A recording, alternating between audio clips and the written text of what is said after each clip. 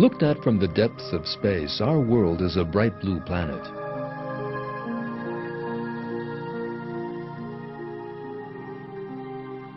The reason for this extraordinary color of the Earth is the water, which covers 70% of it.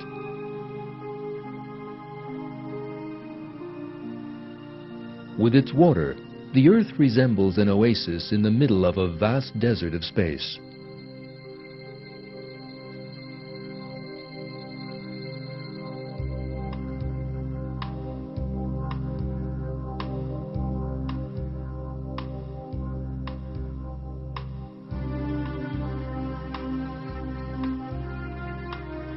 Life on Earth does not just consist of what we see on land.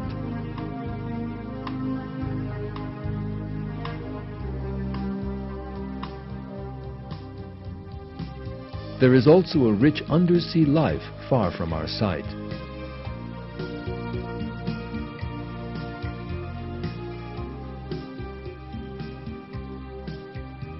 Each with its own unique design, the oceans are home to very different kinds of sea creatures. To such an extent, in fact, that the millions of species in the seas are little by little increasing with every new dive.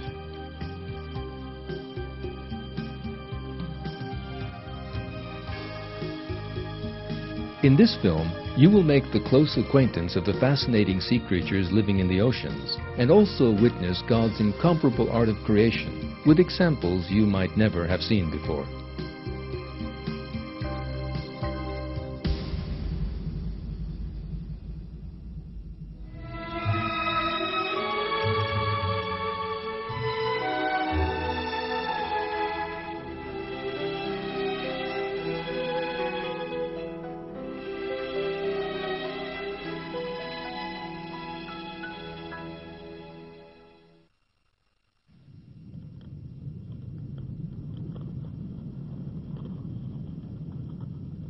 These white particles being carried along by the current are actually tiny living things.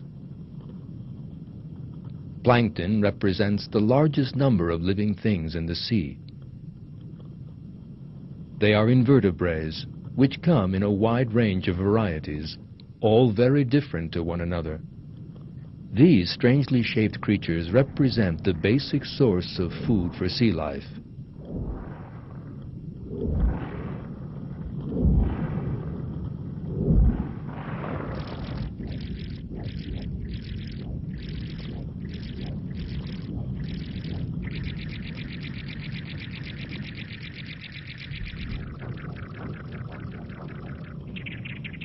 They are a rich source of protein for many sea creatures, from 100-ton whales to jellyfish.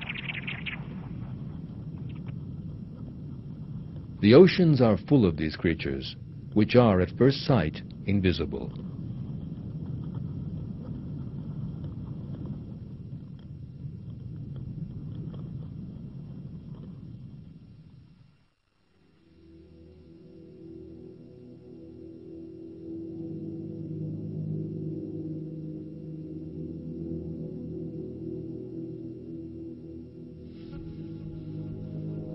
Spiny-skinned invertebrates are in the majority on the ocean floor. Sea urchins, starfish, sea cucumbers, and all the rest. These living things look for food by combing the ocean floor.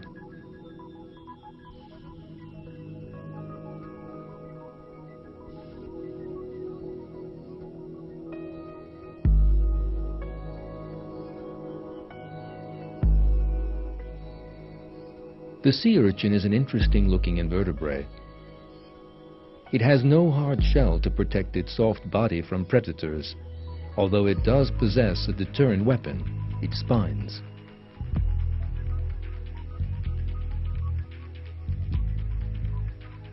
Sea urchin's spines are mobile and even poisonous in some species, and can reach up to 30 centimeters in length.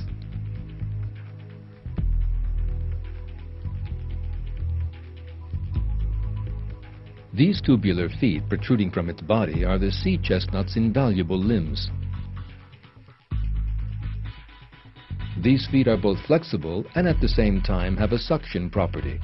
Using them, the creatures can easily cling to rocks and wander about the seabed.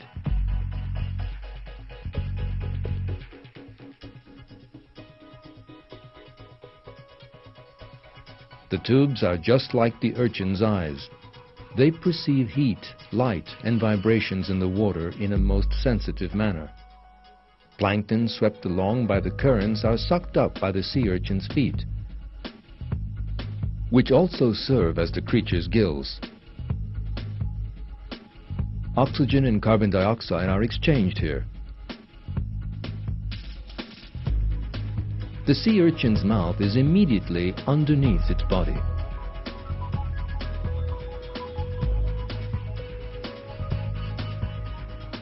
It scratches up with its teeth and eats algae from the rocks over which it travels.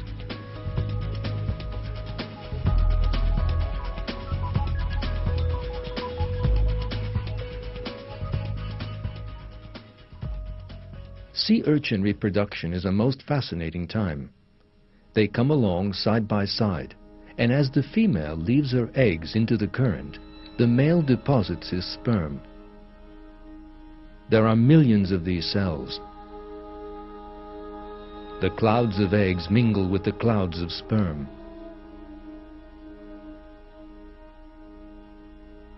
When one considers all the difficulties and dangers they will face, it becomes apparent why so many cells are given off.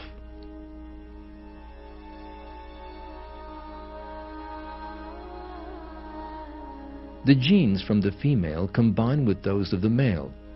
The number of genes in these cells has been deliberately reduced by half. This allows a healthy sea urchin cell to form when the genes from the male and female are brought together.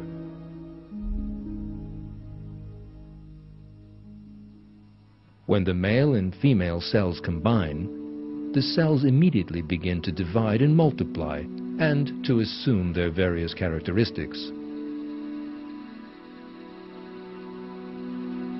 These dividing cells later assume a larval form. The sea urchin's spiny extensions, tubular feet, digestive system, and divergent tissues continue developing during the larval stage. This is a scallop in the larval stage.